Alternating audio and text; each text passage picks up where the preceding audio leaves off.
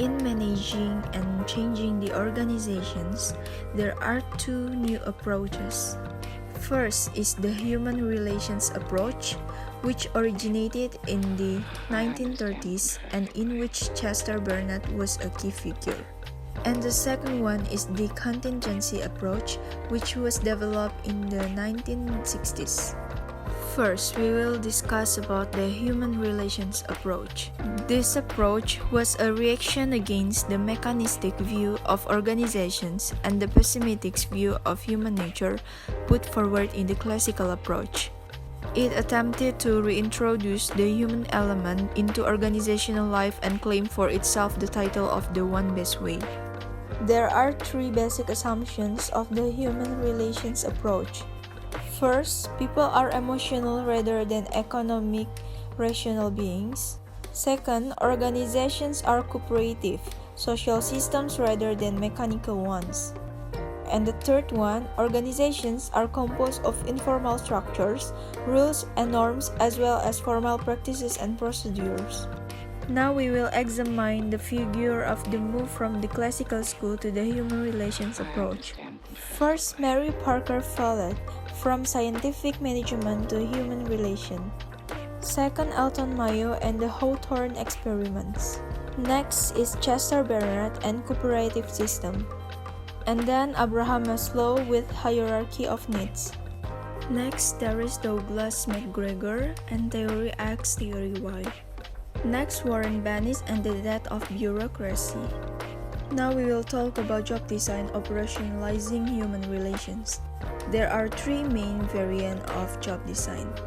First is job enlargement, which concentrates on increasing work variety by combining previously fragmented tasks or by rotating people between different types of work.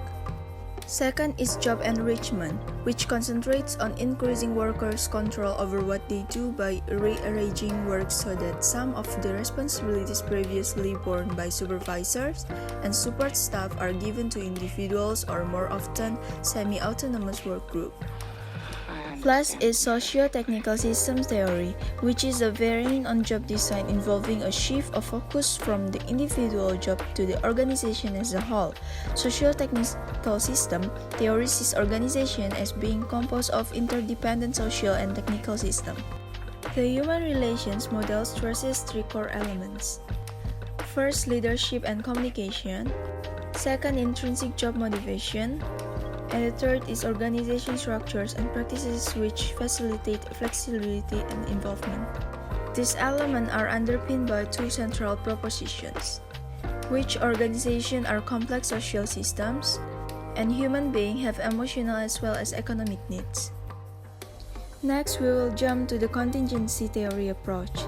Contingency theory is a rejection of the one best way approach previously sought by managers and propounded by academics.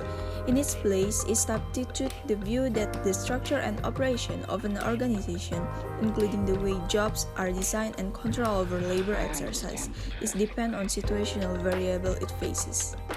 Three main contingencies. First, environmental uncertainty and dependence. Second, technology. And the third, size. The main figures in developing and establishing contingency theory. First is Tom Burns and George McPherson Tolkien, The Importance of Environment. Next is Paul Lawrence and Joy Lorch, The Case for Environment Continue. Next, John Thompson, Environmental Uncertainty and Dependence. And then John Woodward, The Case for Technology. Next, Charles Perrow, The Case for Technology Continued. And the last is Aston Group, The Case for Size.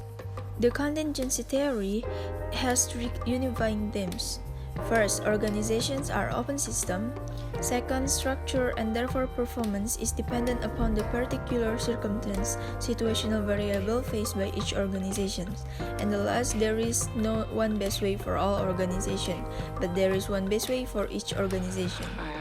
So the conclusion, for organization, the key purpose of any organization theory or approach is to help them analyze and rectify the weaknesses and problems of their current situation, and to assist them in bringing about the changes necessary to achieve their future objectives. That's all for my presentation. Thank you all for watching.